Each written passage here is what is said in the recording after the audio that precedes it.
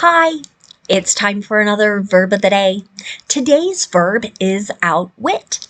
This verb was suggested by the viewer Luis in Nicaragua, and I just want to say a quick thank you. I really appreciate the ideas that you all provide. You're very creative, and it gets me excited to talk about things that interest you. So now let's take a look at this particular verb and how we use it. The first way the verb outwit gets used is to mean to outsmart. So with this first definition, we're really thinking of maybe a situation where you have at least two people, maybe more, and one person seems to be a little smarter.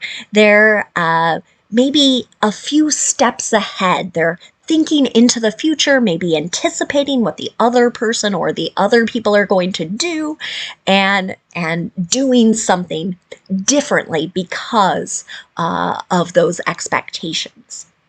A second way the verb outwit gets used is to mean to get the better of someone by being crafty or creative. This second definition is a little more closely related to trick. So here you might be doing something maybe for your own benefit, but again, many times we're describing a time where someone is really thinking ahead and saying, okay, if I do this, it means this is going to happen, and oh, here's how I get around it. Okay? You should know that outwit is a regular verb. To make the progressive form of this verb, first we're going to double the ending consonant. So you're going to notice a second T, and then you're going to notice the ing. That makes outwitting. The past tense also requires a spelling change. I need to double the T before I add the ed ending. Our base verb, outwit, ends with a T sound. And whenever we add ed to a base verb that has that T sound, that ends in a T sound, not just ends in a T letter, but a T sound, then what we're going to do is add an extra syllable to the word. We're going to make an id sound in the past tense form. So it should sound like this: outwitted, outwitted. Okay. There aren't any phrasal verbs for us to discuss today, so let's focus on making some sample sentences in a couple different verb tenses. Today we're going to practice the simple past tense and the simple future. Let's start with the simple past tense. We use this verb tense to talk about completed actions that occurred at a known point in time. Not every sentence is going to announce a specific date or an amount of time that has passed. This can be implied as part of conversation or as part of a longer passage. But the nice thing about making sentences in the simple past tense is that our structure stays the same no matter what our subject is. So in the affirmative, I'm going to have my subject, and then I'm going to have that ed form of the verb. You can see this in my example. The labor leader outwitted the CEOs of 3 auto manufacturers during the strike. I actually saw this verb used a couple of times describing labor strikes that had occurred in the United States in 2023. So there's a signal for you that this is past, and really talked about some very smart leadership from the labor union. Now, let's move on and talk about making sentences in the negative simple past tense. To do this, again, our structure stays the same no matter what our subject is. So we're going to have our subject, we're going to use did not, and then the base verb. Notice I'm not using the ed form of the verb here. Here's another example. The thieves didn't outwit police. So here, they didn't trick police. They were not creative or crafty. So it also implies that the thieves were caught by the police. Finally, let's look at making a yes or no question in the simple past tense. To do this, we start with did, then we're going to have our subject, and then the base verb. Again, notice in my yes or no question, I'm not using the ed form of the verb. I'm only adding ed in the affirmative or in positive sentences. Let's take a look at the last example. Did the French farmers outwit the tax collectors in the 13th century? I saw a really interesting article kind of talking about being crafty, trying to pay less or lower amounts of tax. Connected to dairy farmers in France a very long time ago. You can see that time signal there. So interesting read. Maybe you can check it out later. But now let's move on and talk a little bit about the simple future. Today we're going to make sentences that use will. Will is very common as people make predictions, what they think will happen in the future. It also gets used with promises and offers.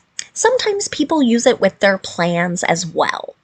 The nice thing, again, about the simple future with will is that our structure of our sentences, it will stay the same as no matter what the subject is. So we'll have our subject, right? That could be I, you, we, they, he, she, it, right? We're going to use will and then the base verb. Here's an example sentence. Researchers will outwit cancer's evasion tactics. This sentence, to me, sounded like a prediction.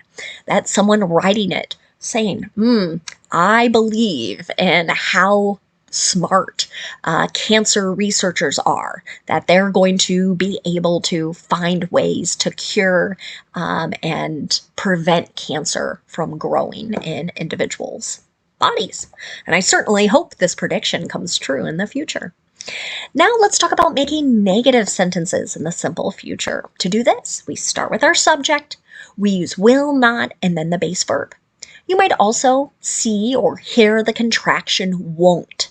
Let's take a look at an example. Our old security filters won't outwit these new sophisticated phishing attacks. Okay. This might be a statement a security officer, a technology professional in a company makes, right? This sounds kind of like a negative promise.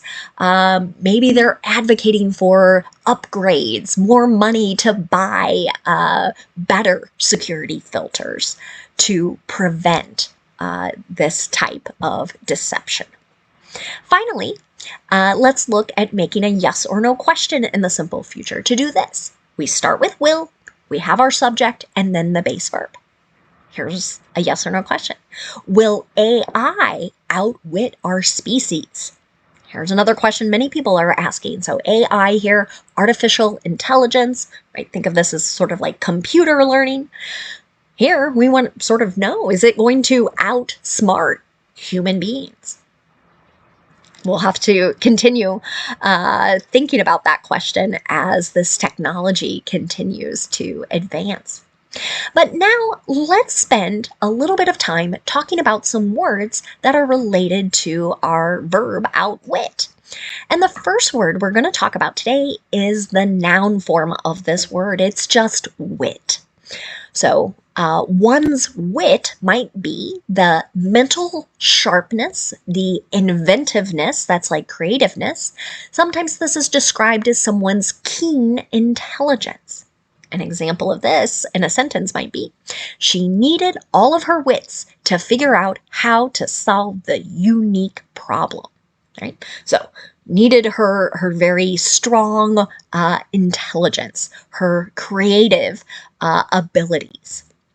A second way we can use the noun wit is to talk about someone's natural ability to use words or ideas in some creative way to create humor. An example of this might be, the comedian had a quick wit even as a child. Maybe you've met some people that can think of some really clever, funny things to say without much thought.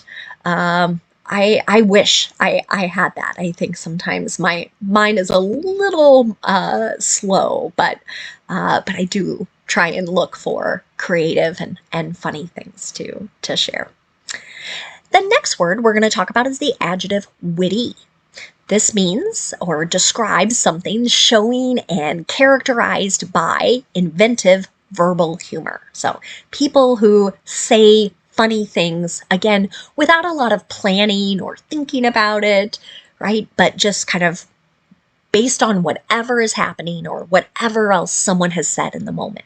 An example of this: they always make witty remarks while watching movies. Another related word would be the adverb wittingly. This can mean cleverly or knowingly. An example of this in a sentence might be, he responded wittingly to their questions, right? So in very maybe clever ways, kind of anticipating what questions were going to be asked. One last related word for us, you might notice I've added the prefix un, unwittingly, right? So this is going to be kind of a not, an opposite of our last adverb. So this might be without being aware or unknowingly. An example of this: he said he unwittingly sent fake case citations that had been generated by AI. Sentence comes to us from a few newspaper articles that was discussing how an attorney, right, was using artificial intelligence, thinking they were looking for real cases, but the AI made them up, and the attorney did not know about it. So we're describing this action, unwittingly sent. Thank you so much for watching today's video. I hope you have a great day.